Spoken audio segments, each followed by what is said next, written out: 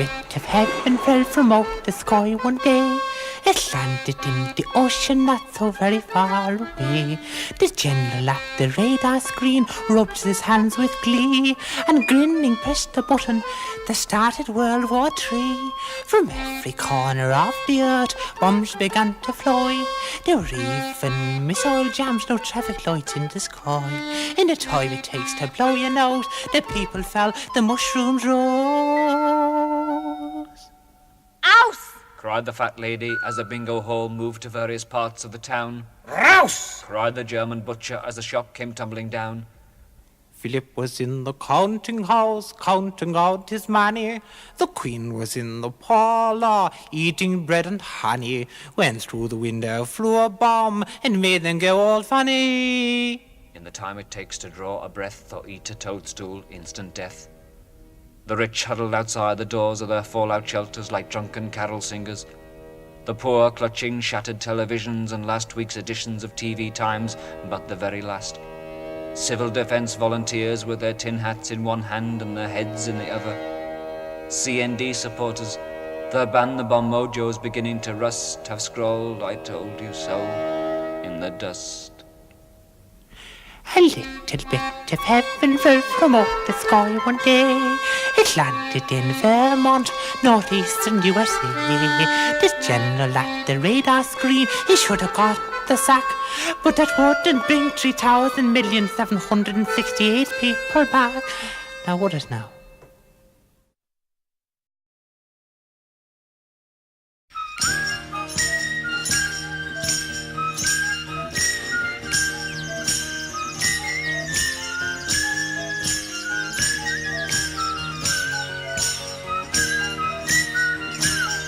Oh, I live in a basement flat. There's no room to swing a cat, but there's room, it's true, for what we want to do. So why don't you move in too? Live just off the main street. Nearest pub's 100 feet. There's even a discotheque not very far away. So why don't you come and stay?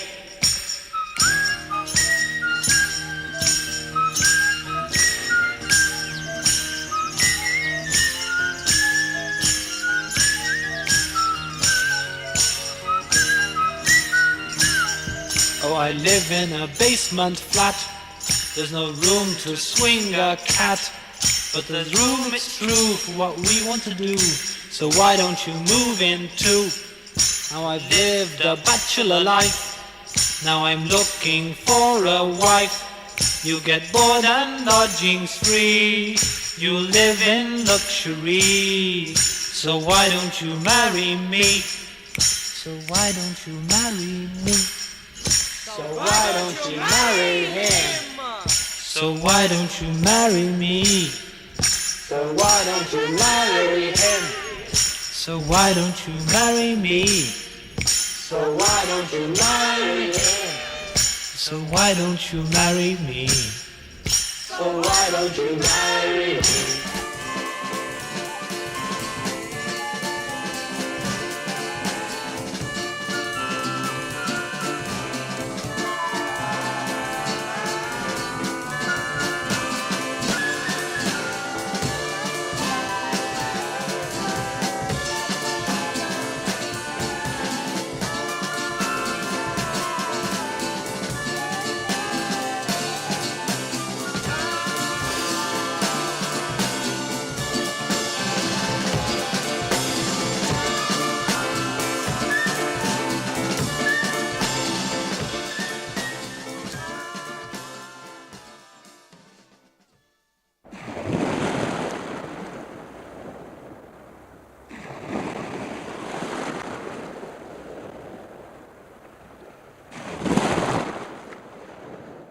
Do you want to do it then? Yes, please.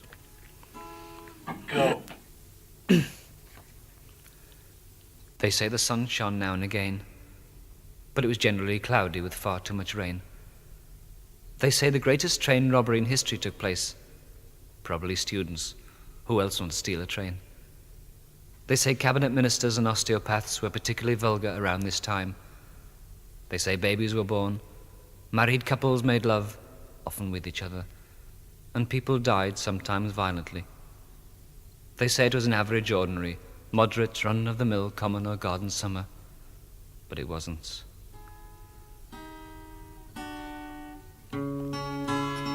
For I locked a yellow door, and I threw away the key, and I spent summer with Monica, and Monica spent summer with me.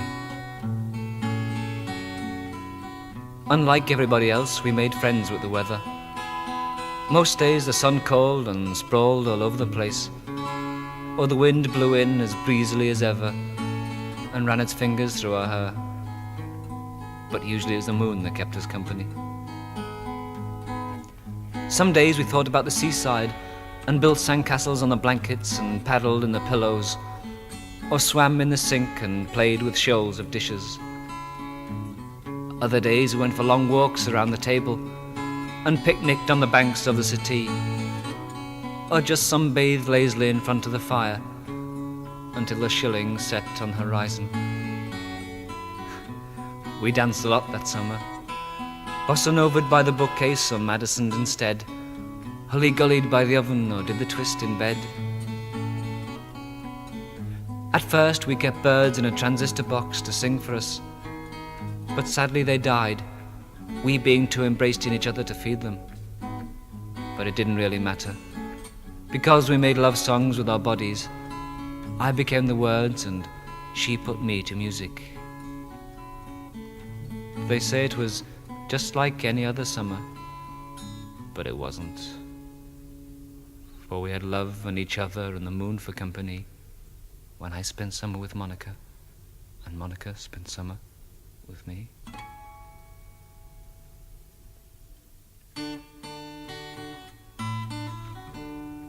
"10 milk bottles standing in the hall, 10 milk bottles up against the wall.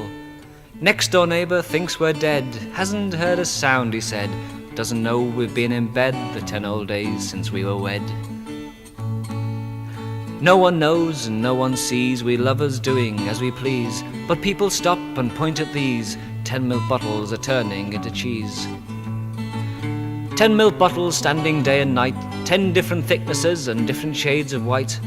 Persistent carol singers without a note to utter, silent carol singers are turning into butter.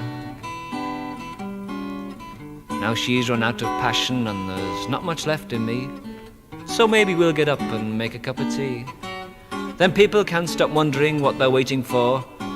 Those 10 milk bottles are queuing at our door."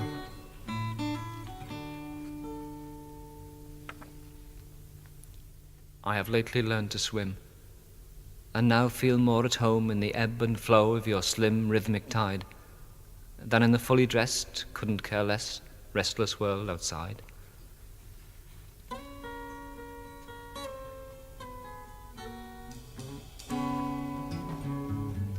You squeeze my hand and cry a little. You cannot comprehend the raggle-taggle of living, and think it unfair that death should be the only one who knows what he's doing. You're afraid of the big bad dark which loiters in our room. The night it prowls about the yard, the wind howls in distress. The Tom moon peeps through the window, waiting for the table to undress. It'll soon be tomorrow, there's nothing to fear. You whisper, "Never leave me," then put your tongue in my ear.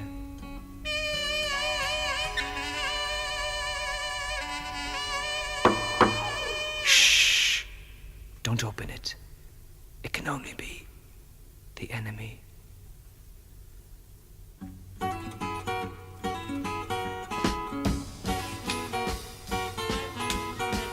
Said I trusted you, spoke too soon. Heard of your affair with the man in the moon. You say it's all over, then if you're right, why does he call at the house every night? Once I paid the piper and called the tune, but one afternoon, returning home early from the office, I found you in bed with the piper. You call the last waltz, and now I dance sadly out of your life. 1, 2, 3.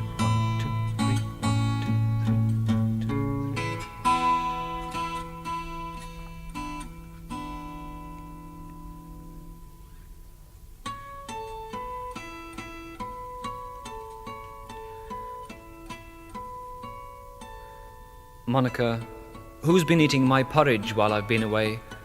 My Quaker oats are nearly gone. What have you got to say? Someone's been at the whiskey, taken the Jaguar keys.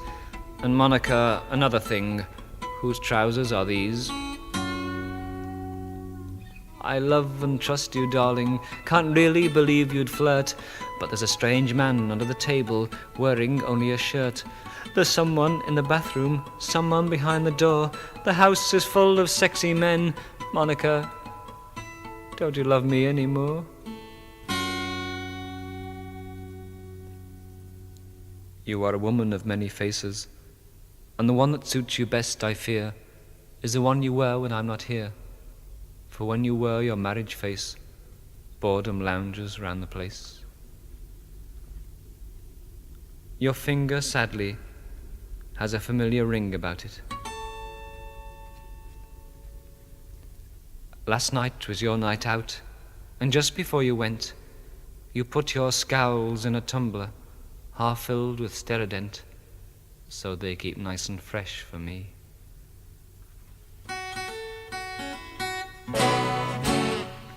Monica, the tea things are taking over. The cups are as big as bubble cars, they throttle round the room. Tin openers skate on the greasy plates by the light of the silvery moon. The biscuits are having a party, they're necking in our bread bin. That's jazz you hear in the salt cellars, but they don't let non-members in. The egg spoons had our eggs for breakfast, the sauce bottles asleep in our bed. I overheard the knives and forks. It won't be long, they said. It won't be long, they said. And it wasn't.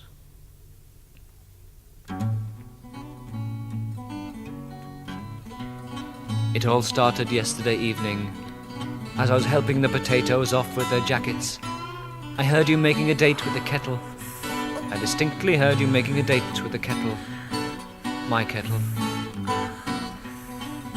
Then at midnight in the half-light, while I was polishing the blue speckles in a famous soap powder, I saw you fondling the frying pan.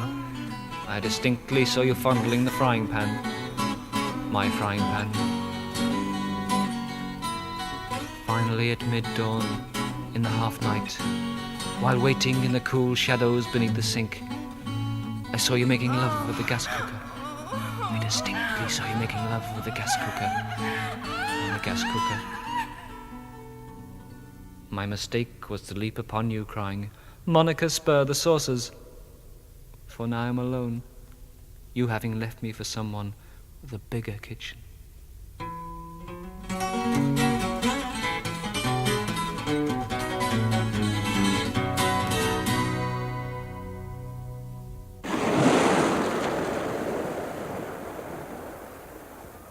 In October, when winter the lodge of the sod came a-knocking at our door, I set in a store of biscuits and whiskey. You filled the hot water bottle with tears, and we went to bed until spring. In April we arose warm and smelling of morning. We kissed the sleep from each other's eyes and went out into the world. And now summer's here again, regular as the rentman. But our lives are now more ordered, more arranged. The kissing, wily, carefree times have changed. We no longer stroll along the beaches of the bed, or snuggle in the long grass of the carpets. The room no longer a world for make-believing in, but a ceiling and four walls that are for living in. We no longer eat our dinner holding hands, or neck in the back stalls of the television. The room no longer a place for hide-and-seeking in, but a container that we use for eat and sleeping in. Our love has become as comfortable as the jeans you lounge about in, as my old green coat, as necessary as the change you get from the milkman for a 10-bob note. Our love has become as nice as a cup of tea in bed, as simple as something the baby said. Monica, the sky is blue, the leaves are green, the birds are singing, the bells are ringing for me and my gal. The sun's as big as an ice cream factory, the corn's as high as an elephant's. I could go on for hours about the beautiful weather we're having. But Monica, they don't make summers like they used to.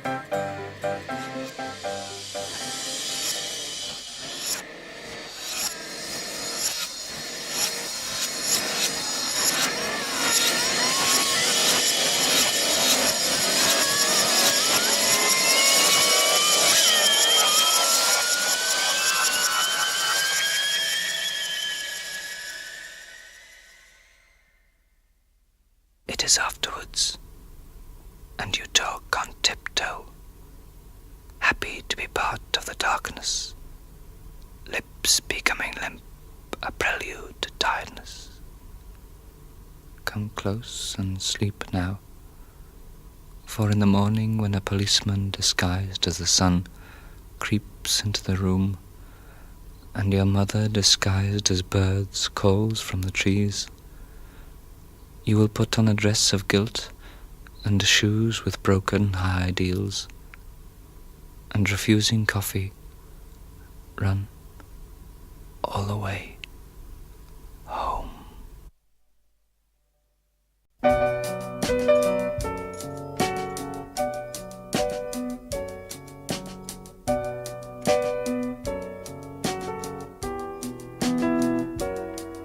You stand behind the curtain, your ear to the window pane, listening for the secrets in the chatter of the rain. Which cloud has got married? Which one's left his wife? Which wind's joined the army? Which one has lost its life?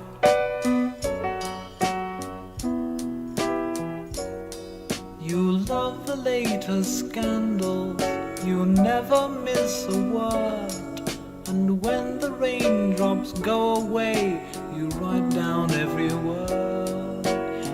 Which mountain keeps a mistress? Which one's growing old? Which flower is pregnant? Which one's got a cold?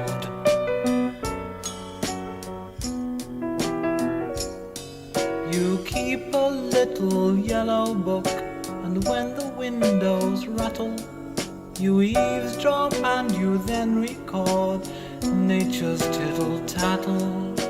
Which tree's bought a new dress? Which one's looking pale? Which river's run away to sea? Which one's gone to jail?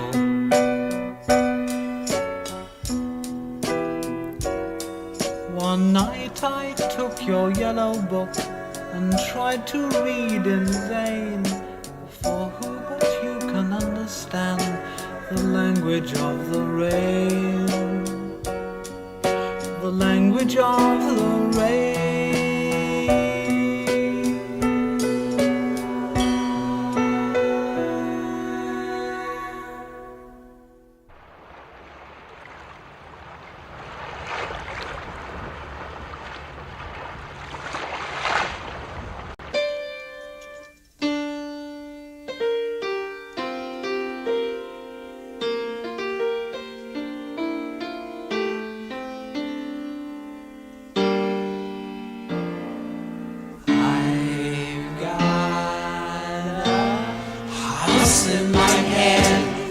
Yes, that's what I said. I've got a house in my head.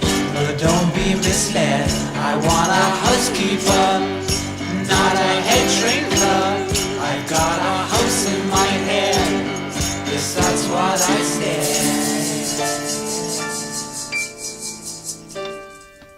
In my bedroom there grows a tree. It's the only tree for me.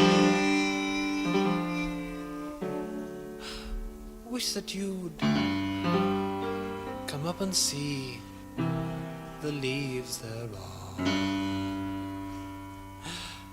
In my kitchen there's a lake, cool and deep, for goodness sake.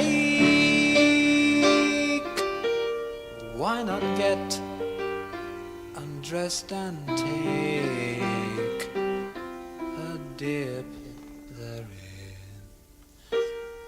I've got a house in my head. Yes, that's what I said. I've got a house in my head. But don't be misled. I want a housekeeper, not a head shrinker. I've got a house in my head. Yes, that's what I said.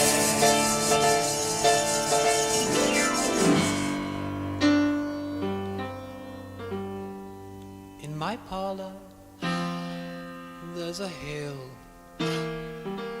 Come and climb it if you will. Then we can stay on top until the snow thereon. In my head I've built a home with a television and a phone. Trouble is, I'm all alone without you therein.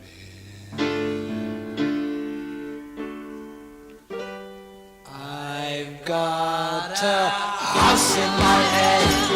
Yes, that's what I said. I've got a house in my head. But don't be misled. I want a housekeeper, not a head shrinker. I've got a house in my head. Yes, that's what I said.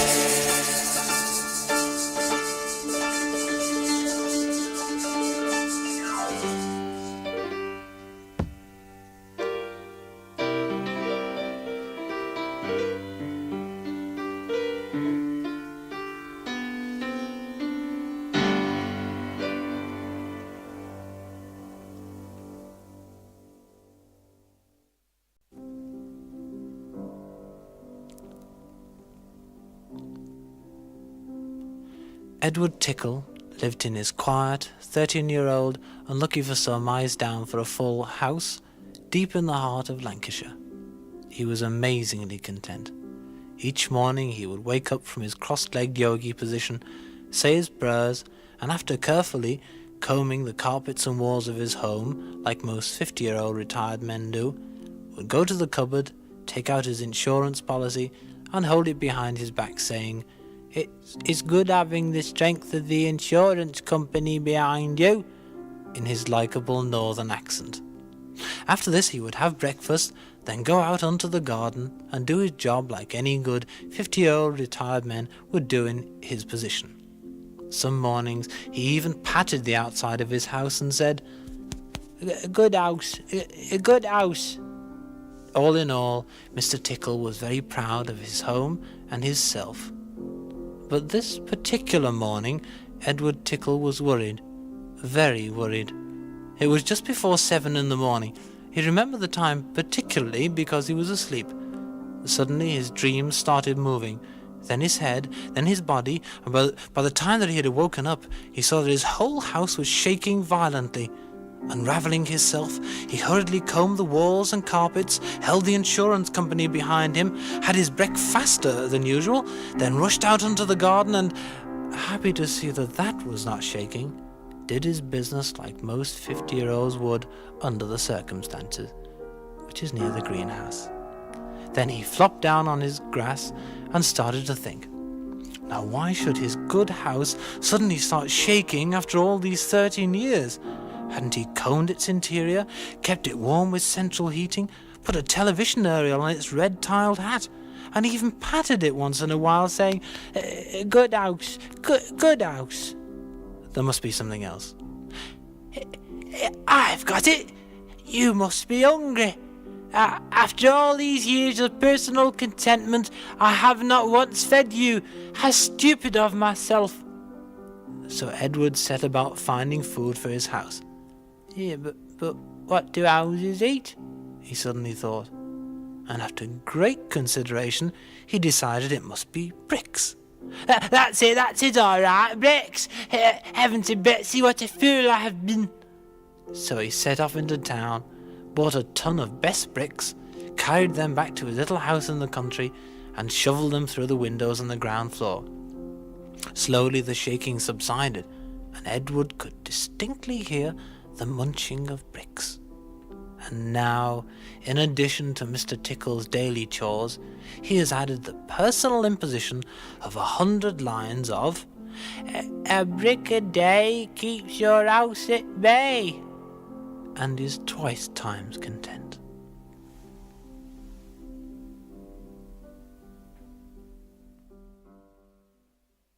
Coming in a bit later with these, and even later on this. Oh, Same. Go. I lost my heart in the living room. I lost my heart in the living room. I lost my heart and I don't know how soon before I find my eye. Found my girl in the living room. I found my girl in the living room. I found my girl and I don't need my heart now, for she's lent me her eye. I lost my heart in the living room. I lost my heart in the living room. I lost my heart and I don't think how soon before I find mine. Found my girl in the living room. I found my girl in the living room. I found my girl and I don't need my heart now, for she's lent me her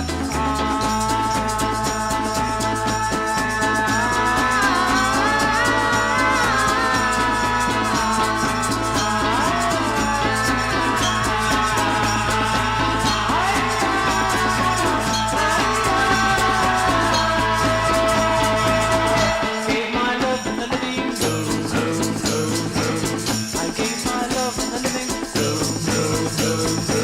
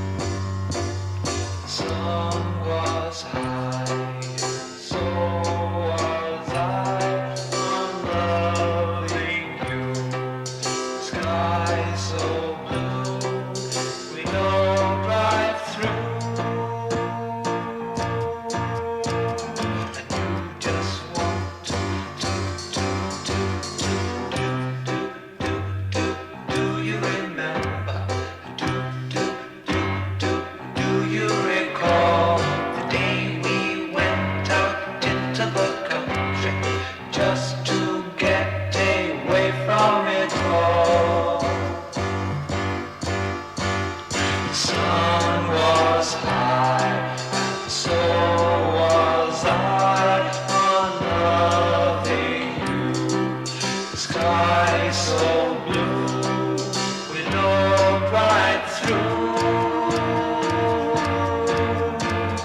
And we just want to do you remember? Do you recall the day we went out into the country just to get away from it all? The sun was high and so was I, unloving you. The sky so blue, we looked right through. Just want to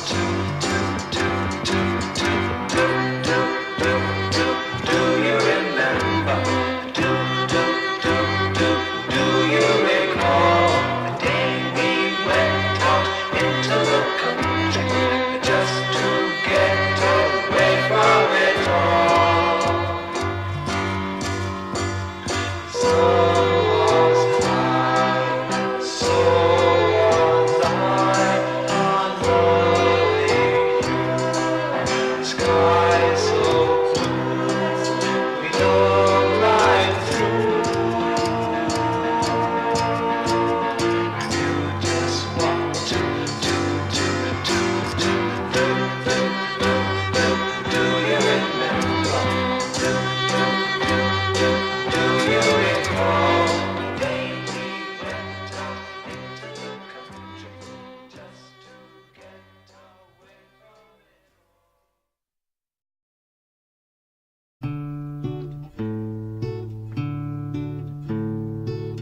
I am very old, I am very lonely, now I feel the cold.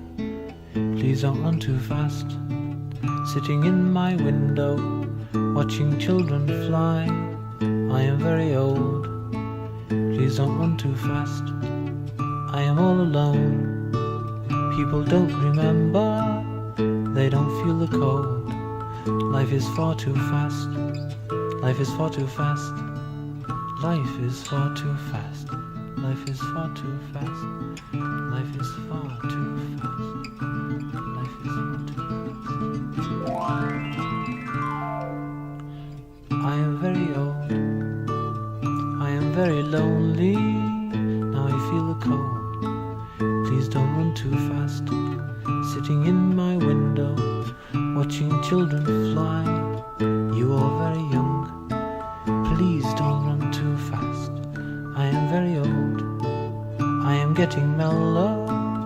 Drop in any time. Just to say hello. Just to say hello. Just to say hello. Just to say hello. Just to say hello. Just to say hello.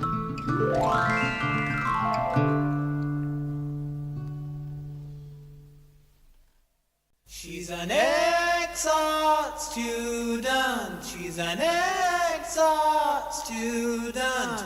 An ex-art student. She's an ex-art student. An ex-art student. She's an ex-art student. Ex-art student. Ex-art student.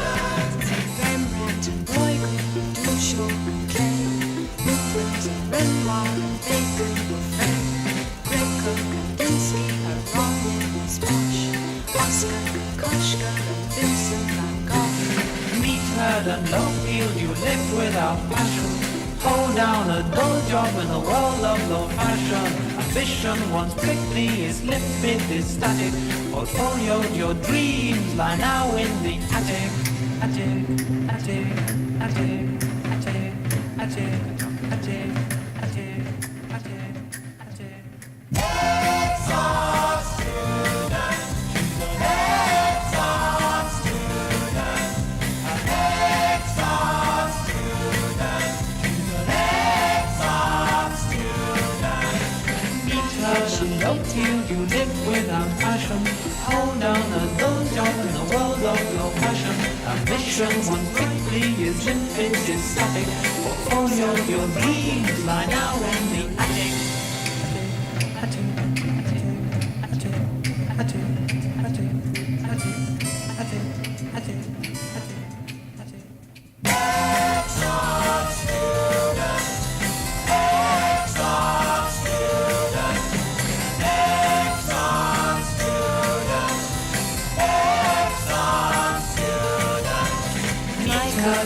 Children who live without passion, hold down a day job in the world of oppression. Vision runs quickly, is limited static. Portfolio of your dreams lie now in the attic.